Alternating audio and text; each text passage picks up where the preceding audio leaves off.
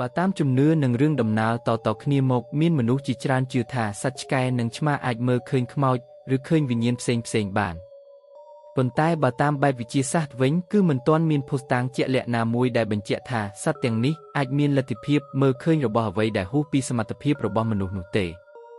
ទោះជាយ៉ាងណាក៏ដោយក៏មានការបកស្រាយនិងហេតុផលមួយចំនួនដែលធ្វើឲ្យមនុស្សជឿបែបនេះថាទី1សមត្ថភាពមានញៀនដ៏មុតស្រួចរបស់សត្វចំពោះការស្ដាប់វិញសត្វឆ្កែនិងឆ្មាមានសមត្ថភាពស្ដាប់ឮសំឡេងដែលមានព្រៃកង់ខ្ពស់និងព្រៃកង់ទាបជាងមនុស្សឆ្ងាយណាស់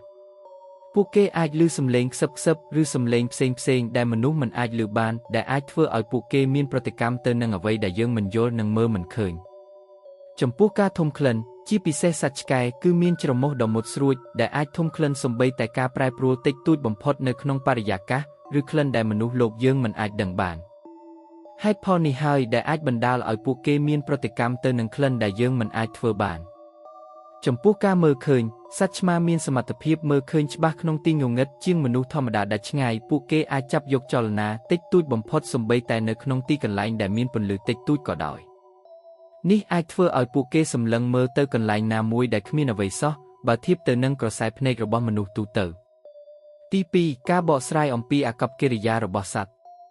នៅពេលដែលសត្វឆ្កែឬឆ្មារបស់អ្នកស្រាប់តែសម្លឹងមើលទៅកន្លែងណាមួយដោយមិនព្រិចភ្នែកហើយស្រែកព្រោះឬបន្លឺសំឡេងដោយគ្មានមូលហេតុច្បាស់លាស់នោះមនុស្សតែងតែបកស្រាយឬគិតថាពួកវាកំពុងតែមើលឃើញអ្វីមួយដែលយើងមើលមិនឃើញហើយឧទាហរណ៍ឆ្កែព្រុសឬស្រែកយំដាក់ជញ្ជាំងដែលទទេស្អាតខណៈមនុស្សមើលមិនឃើញអ្វីសោះហើយរីឯសត្វឆ្មាវិញជួនកាលសម្លឹងមើលទៅលើអាកាសឬដើរតាមអ្វីមួយដែលមនុស្សមើលមិនឃើញហើយពួកវាបង្ហាញអាការៈភ័យខ្លាចឬរំភើបខុសពីធម្មតាទី3ជំនឿប្រពៃណីនិងរឿងដំណាលនៅក្នុងវប្បធម៌និងជំនឿជាច្រើននៅជុំវិញពិភពលោកគេជឿថាសត្វអាចមានទំនាក់ទំនងជាមួយពិភពវិញ្ញាណបានហើយចំពោះរឿងនិទាននិងរឿងដំណាលជាច្រើនបានលើកឡើងអំពីសត្វឆ្កែឬឆ្មាដែលដើរតួនាទីជាអ្នកយាមទ្វាររវាងពិភពមនុស្សនិងពិភពខ្មោចទៀតផងជាពិសេសគឺនៅប្រទេសកម្ពុជានិងប្រទេសមួយចំនួនទៀតដែលគេជឿថាការយំឬស្រែកលូរបស់ឆ្កែនៅពេលយប់គឺសំដៅដល់រឿងអាបធ្មប់ឬក៏មានអមនុស្សខ្មោចព្រាយបិសាចចូលមកក្បែរពួកវាហើយទី4ទិដ្ឋភាពវិទ្យាសាស្ត្រឬការព្យាករណ៍ទោះបីជាគ្មានភស្តុតាងផ្ទាល់ក៏ដោយក៏អ្នកវិទ្យាសាស្ត្រខ្លះបានលើកឡើងថាប្រតិកម្មរបស់សត្វទាំងនោះអាចបណ្ដាលមកពីការផ្លាស់ប្ដូរបរិយាកាសដូចជាលំហូរខ្យល់តូចៗសំឡេងបែកបាក់ពីចម្ងាយឬការផ្លាស់ប្ដូរចរន្តអគ្គិសនីតិចតួចនៅក្នុងខ្យល់សត្វល្អិតឬសត្វតូចសត្វឆ្កែនិងឆ្មាអាចមានប្រតិកម្មទៅនឹងសត្វល្អិតតូចដែលកំពុងហើរឬក៏សត្វកណ្ដុរដែលកំពុងតែលូននៅក្រោមគ្រឿងសង្ហារិមជាដើមចំពោះការចងចាំប្រភេទសត្វអាចចងចាំកន្លែងឬក្លិនជាក់លាក់មួយដែលជាប់ទាក់ទងនឹងបទពិសោធន៍ពីមុនរបស់វា